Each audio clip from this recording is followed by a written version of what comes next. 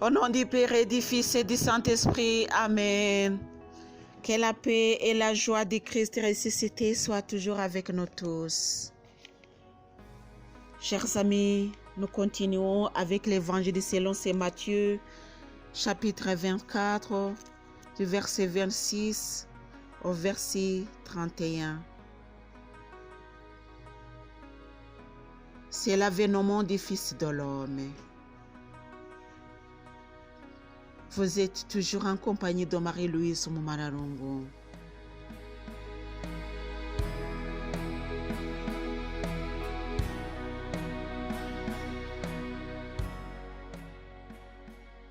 Si donc on vous dit, le voici dans le désert, ne vous y rendez pas.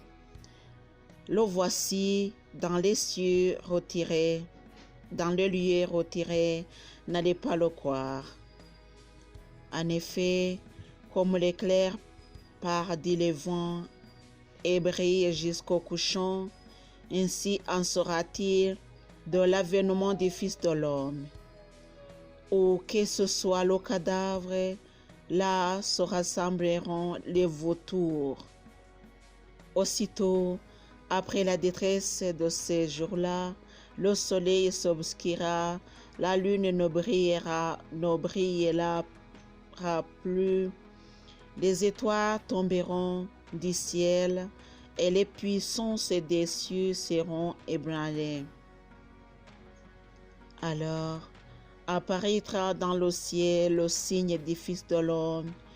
Alors toutes les tribus de la terre se frapperont la poitrine et elles verront le Fils de l'homme venir sur les nuées du ciel dans la plénitude de la puissance et de la gloire.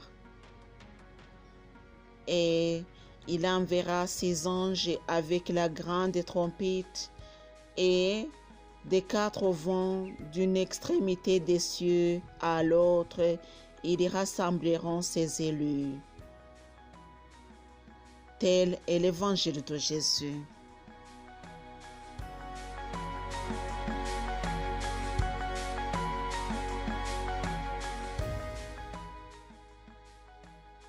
Chers amis, avec l'événement du Fils de l'homme, nous comprenons comment ça sera. Le Fils de l'homme reviendra dans sa gloire. Lui, il nous explique comment ça sera. Pour que ça ne soit pas pour nous par surprise, parce qu'il nous a prévenus. Il y reviendra dans sa gloire. Nous le savons, mais quelquefois, nous l'ignorons à cause de beaucoup de problèmes que nous avons dans le monde, à cause aussi des distractions mondaines. Nous l'ignorons et nous disons qu'il y reviendra beaucoup plus tard. Il y a aussi ceux qui nous disent qu'il ne reviendra jamais dans sa gloire parce qu'il a tellement souffert qu'il ne peut même pas penser à revenir dans le monde.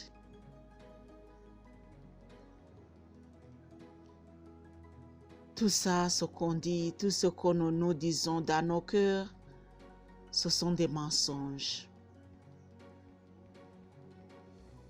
Jésus lui-même nous dit, par cet évangile, par ce Matthieu, il nous dit, je reviendrai. Chers amis, Jésus ne peut pas nous mentir. C'est-à-dire que ce qu'il a prévu, il va l'accomplir. Jésus reviendra dans sa gloire, mais il ne nous a pas dit le jour et l'heure, mais il nous dit toujours veiller. Chers amis, nous devons veiller si nous voulons voir Jésus. dans sa gloire. Il y viendra pour faire quoi? Pour rassembler ses élus. Nous avons beaucoup parlé sur les élus et nous avons connu qui sont ces élus. Nous nous sommes mis sur la balance de vérification et nous savons automatiquement qui sont nous. Nous savons si nous sommes sur la balance ou si nous ne sommes pas. Si nous faisons partie du groupe des élus physiquement ou du groupe des élus spirituellement, nous le savons déjà. Chers amis, chers frères et sœurs en Jésus-Christ, cet appel de Jésus nous concerne tous parce que Jésus nous dit, il nous exhorte. C'est l'exhortation de Jésus. Je reviendrai très bientôt d'ailleurs. Il y a aussi les signes qui viendront avant sa venue. Il nous dit, aussitôt après la détresse de ces jours-là, le soleil s'obscurera, la lune ne brillera plus, les étoiles tomberont du ciel, et les puissances des cieux seront ébranlées. Alors apparaîtra dans le ciel le signe du Fils de l'homme. C'est d'abord le signe et puis le Fils de l'homme. Mais avant ces signes-là, il y a ce qui va précéder la venue du Christ. Ce sont les signes. Je le dis tous les jours, aujourd'hui nous vivons dans des signes.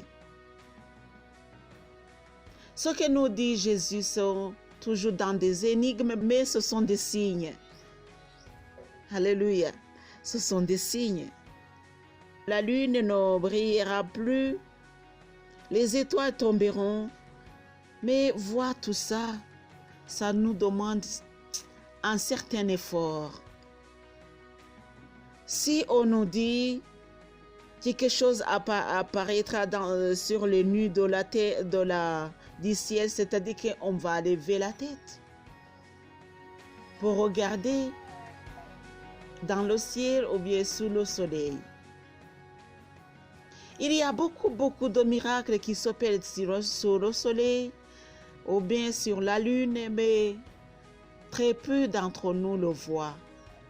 Parce que beaucoup d'entre nous, nous sommes toujours pressés par le temps, toujours nous baissons les têtes parce que nous sommes occupés par ce que le monde nous dit. Nous sommes toujours occupés par le monde.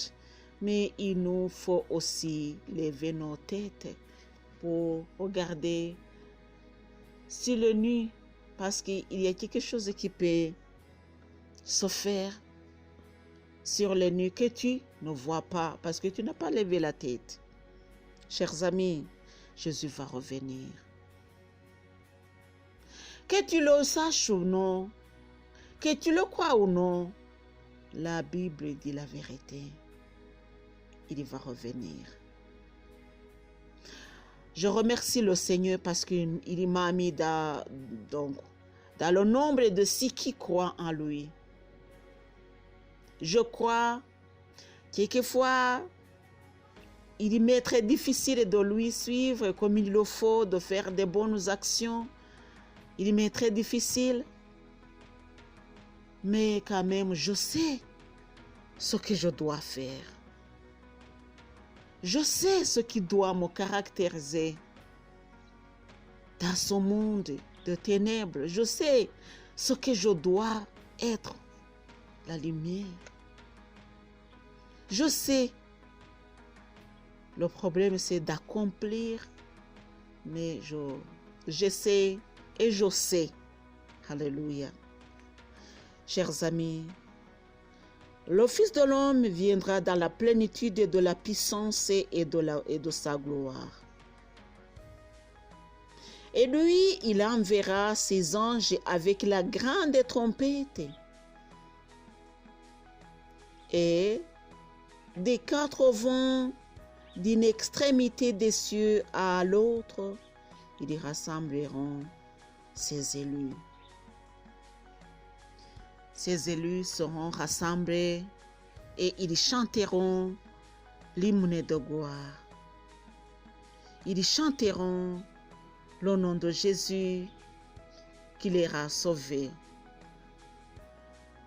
Chers amis, c'est Jésus qui nous appelle aujourd'hui d'être parmi ses élus. Même si les épreuves viendront, mais Jésus va nous protéger, il va nous en garder. Et avec lui, on aura la vie éternelle. C'est ce qui est très important. Chers amis, vous êtes tous invités.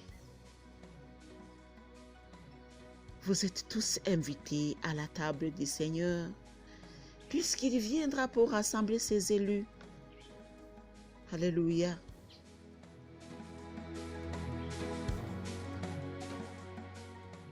Je prie pour toi. Prie aussi pour moi. Je sais que ce n'est pas facile de travailler pour le royaume de Jésus, de Dieu. C'est pas facile, mais c'est possible. Jésus n'est pas venu pour nous montrer ce qui est facile, mais plutôt ce qui est possible. Ça peut être difficile, mais possible. Pas facile. S'il est venu pour sa facilité, pour ses facilités, s'il cherchait ses facilités, Jésus n'allait pas nous sauver. Il est venu pour nous montrer que être saint dans ce monde des ténèbres est très très difficile, mais c'est possible.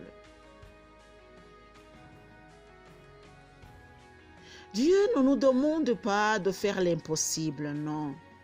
C'est pas à nous de faire l'impossible. À nous de voir ce qui est possible. À nous de faire ce qui est possible. À nous de regarder là où est possible. Alléluia. Faire ce qui est possible en sauvant les âmes et des sangs, en sauvant la situation. Donc, c'est pas mal. Jésus est venu pour nous montrer que c'est possible d'entrer dans le royaume de Dieu à partir de ce monde-là qui nous guette, qui nous engloutit, qui nous pèse beaucoup. Mais c'est possible de partir d'ici au royaume de Dieu.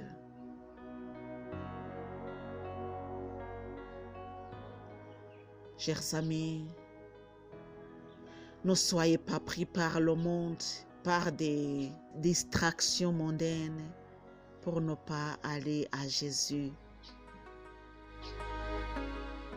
Oublions nous-mêmes parce que Jésus nous a dit: oublie de soi pour me suivre.